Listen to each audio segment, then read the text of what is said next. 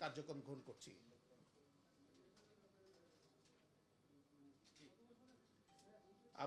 আপনারা জানেন যে এই সাদেক এগ্রোর চেয়ারম্যান ইমরান হোসেন উনি মানি লন্ডারিং মাধ্যমে দেশের থেকে প্রায় 133 কোটি টাকার উপরে হবে অর্থ দেশের বাইরে পাচার করেছেন।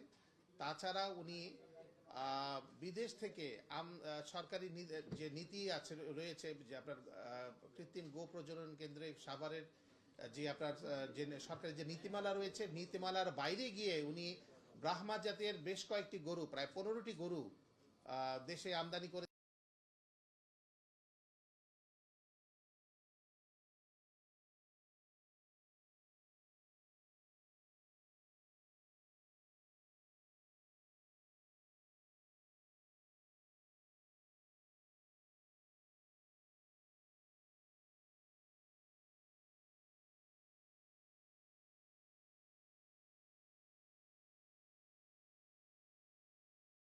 11 কোটি টাকার উপরে বিভিন্ন ওনার প্রতিষ্ঠানের নামে এফডিআর করে পরবর্তী পর্যায়ে এফডিআরকৃত টাকাগুলো দেশের বাইরে লন্ডার করা হয়েছে।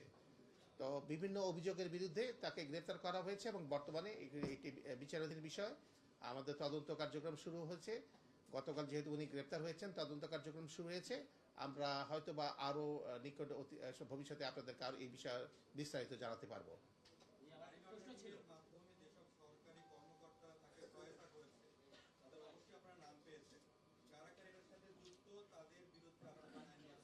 মানি লন্ডারিং আইন অনুযায়ী সরকারি কর্মকর্তাদের কোনো সংশ্লিষ্ট থাকলে সেটি দুদক তদন্ত করে।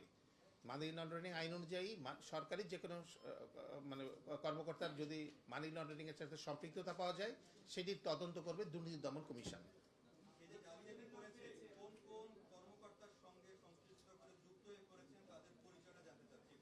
আমরা তদন্তের স্বার্থে এই মুহূর্তে তার বিস্তারিত এই সবগুলো জিনিস আমার মনে হয় প্রকাশ করাটা সমীচীন হবে না। তার নাম আমরা কিছু তো উনি যেহেতু মানি লন্ডারিং এর সাথে জড়িত ছিলেন, আমাদের কাছে যে তথ্যপত্র রয়েছে সেটা হচ্ছে যে টেকনাফ এবং উখিয়া অঞ্চল দিয়ে উনি মিয়ানমার থেকে এবং বার্মা, নেপাল থেকে, ভুটান থেকে বিভিন্ন জাতের গরু উনি আমদানি করেছেন।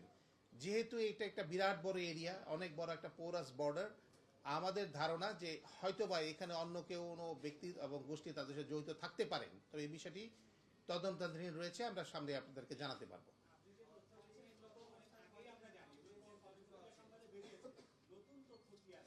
আমরা উনি যে মানি লন্ডারিং করেছেন এই বিষয়ে আমরা কিছু ব্যাংকিং অবৈধ লেনদেনের আমরা তথ্য পেয়েছি।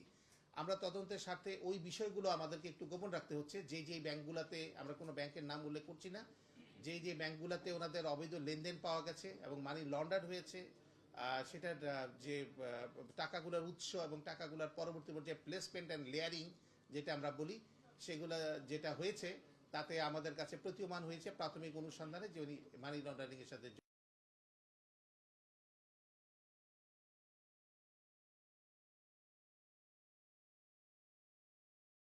মোহাম্মদপুর এলাকা করে এখানে অবৈধভাবে ব্যবসা করেছেন। তাছাড়া ওনার নামে প্রচুর জমি, আমরা প্রাথমিক তদন্তে যেটা জানতে পেরেছি, প্রচুর স্থাবর সম্পত্তির অনেক প্রমাণ পাওয়া গেছে। আরো বেশ কিছু সম্পদ আমরা খুব দ্রুতই, যেগুলো আমাদের হাতে এখনো এসে পৌঁছেনি, আমরা আপনাদেরকে এই তথ্যগুলো ভবিষ্যতে দিতে পারবো। এখন প্রাথমিক অবস্থায় আমরা থাইল্যান্ড সহ বিভিন্ন দেশগুলোর কথা শুনছি, কিন্তু আমরা আগামীতে যখন তদন্ত হবে এই বিষয়ে সুস্পষ্ট ধারণা আপনাদেরকে দেব।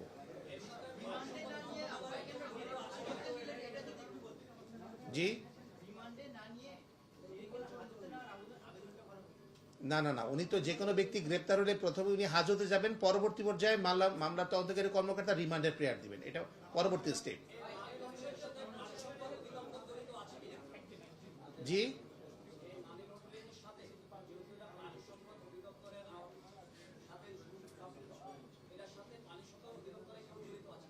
প্রাণী সম্পদ, আমরা এই মুহূর্তে ওই বিষয়টাকে জানতে পারিনি, কিন্তু পরবর্তী পর্যায়ে এখানে অনেকগুলো বিষয় আছে যে উনি ব্রাহ্মা জাতের যে গরুগুলোকে অবৈধভাবে আমদানি করেছিলেন সেগুলো ঢাকা কাস্টমস হাউস কর্তৃক কিন্তু আটক করা হয়েছিল, এবং সেই আটককৃত গরুগুলোকে কৃত্রিম গো প্রজনন কেন্দ্র সাভারে রাখা হয়েছিল, এবং পরবর্তী পর্যায়ে কৃত্রিম গো প্রজনন কেন্দ্র থেকে সিদ্ধান্ত দেওয়া হলো যে এই গরুগুলাকে আপনি জবাই করে আপনি সুলভ মূল্যে, ন্যায্য মূল্যে মানুষের মাঝখানে দিয়ে দেন, বিক্রি করে দেন। কিন্তু প্রবলেম হলো যে উনি এই গরুগুলাকে জব করেন নাই, জব না করে উনি জালিয়াতির মাধ্যমে কাগজ তৈরি করেছেন যে উনি জব করেছেন। আসলে উনি জব না করে এই গরুগুলোকে তিনি উচ্চ মূল্যে 11 কোটি টাকা মূল্যে উনি বিক্রি করেছেন, এবং এই টাকাটাকে উনি দেশের বাইরে লন্ডার করেছেন।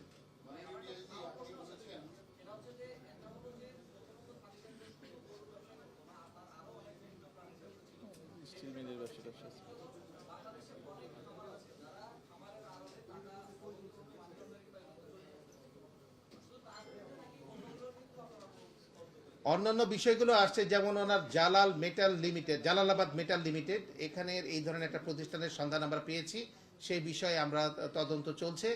আমরা আরো বিস্তারিত বিষয়গুলো আপনাদের জানাতে পারবো। তবে আপনার কথাটি গুরুত্বপূর্ণ যে হ্যাঁ, ইন্টারফেস হিসাবে হয়তো উনি খামারের ব্যবসা এবং উচ্চ বংশীয় গরু ছাগলের বিজনেস এগুলো হয়তো করতে পারেন, এবং হয়তোবা এর আড়ালে উনি আরো অনেক কিছু করেছেন যেগুলো তদন্তনাধীন রয়েছে। তবে প্রাথমিক অনুসন্ধানে আমরা কিন্তু ওনার নামে প্রচুর সম্পত্তির স্থাবর সম্পত্তির প্রমাণ পেয়েছি। আপনারা যেহেতু মানি লন্ডারিং এর বিষয়টি জানতে পেরেছেন, সেই সাথে কালো টাকা সাদা করার কোনো পরিকল্পনা ছিল নাকি ওনার, এই ধরনের কিছু জানতে পেরেছেন? এই বিষয়টা এই মুহূর্তে মন্তব্য করা ঠিক হবে না, কারণ হচ্ছে তদন্ত চলছে।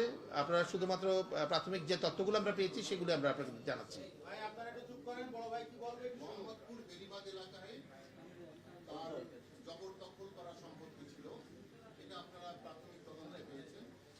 আর বিভিন্ন সংবাদ মাধ্যমে প্রকাশিত খবর অনুযায়ী ঢাকা মেট্রোপলিটন পুলিশে জায়গা দখল করে, ডিপ্লোম্যাটিক সিকিউরিটি ডিভিশন জায়গা দখল করে তারা তাদের ব্যবসা প্রতিষ্ঠান করেছে। এই সমস্ত কাজে সাবেক আইজি বেনজির আহমেদ জড়িত ছিল এমন কোনো তথ্য আপনারা প্রাথমিকভাবে জেনেছেন কিনা? আমরা প্রাথমিকভাবে বেশ কিছু লোকের 5-7 জনের সংশ্লিষ্টতার প্রমাণ পাচ্ছি, কিন্তু বিষয়গুলো যেহেতু এখন পর্যন্ত কনক্লুসিভ প্রুফ আমাদের হাতে এসে পৌঁছেনি, সেই কারণে এই বিষয়ে মন্তব্য করাটা এই মুহূর্তে সঠিক হবে না। আমাদের মিডিয়াকে আপনারা এই মুহূর্তে তাহলে কি তথ্য দেওয়ার জন্য আমাদের ডেকেছেন? এটা তো আমরা বহু আগে এইসব টুকিটাকি জানি। আপনারা যে তথ্যগুলো জানতেন সেগুলোকে মামলা আকারে আমরা যখন নিয়ে আসি, অর্থাৎ কারো বিরুদ্ধে যখন মানি লন্ডারিং আইনে মামলা হয় তখন কিন্তু এগুলোর সুনির্দিষ্ট প্রমাণ লাগে। আমরা অনেক কমপ্লেনই অনেকের বিরুদ্ধে পাই যেগুলো পরবর্তী পর্যায়ে আমরা সাবস্টেনশিয়েট করতে পারি না। অ্যালিগেশনগুলোকে সাবস্টেনশিয়েট করার জন্য আপনার ডকুমেন্টারি এভিডেন্স লাগে। মানি লন্ডারিং আইনে যে অনুসন্ধান হয়েছে প্রাথমিক অবস্থায়, অনুসন্ধানের পরবর্তী পর্যায়ে আমরা এই মামলায় উপনীত হতে আমাদের যে তথ্য প্রমাণগুলো দরকার ছিল সেগুলো আমি সরকারের বিভিন্ন সংস্থা, বিভিন্ন ব্যাংক থেকে আমরা পেয়েছি। তার ভিত্তিতেই কিন্তু আমরা এই মামলাটা চলমান স্টার্ট করেছি। পরবর্তী পর্যায়ে অর্থাৎ তদন্তের পর্যায়ে যখন আরো অনেক কিছু রিভিলড হবে আমরা অবশ্যই আপনাদেরকে জানাবো। মামলায় কি শুধু প্রতিষ্ঠানের চেয়ারম্যান এবং এমডি জড়িত আছেন? আপনারা কি দুজনকে আটক করেছেন? আমরা বর্তমানে একজনকে আটক করেছি। তাহলে আরেকজনের নাম দিয়েছেন যে এমডি তৌহিদুল আলম জেনিত।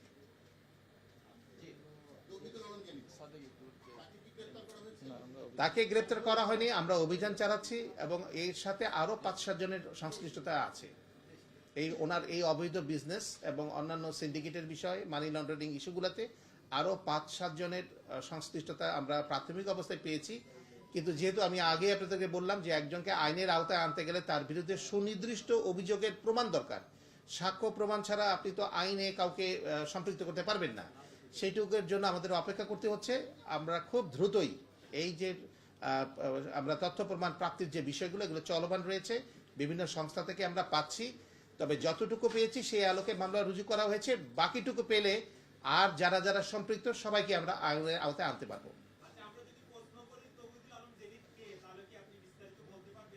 উনি সাদিক এগ্রোর একজন ব্যবস্থাপনা পরিচালক, ওনার ব্যবসায়িক পার্টনারও। এতটুকুই পরিচিত আপাতত, আপনারা জানেন। বাকিটা ডিটেলসে কাজের মধ্য দিয়ে পরিচয়।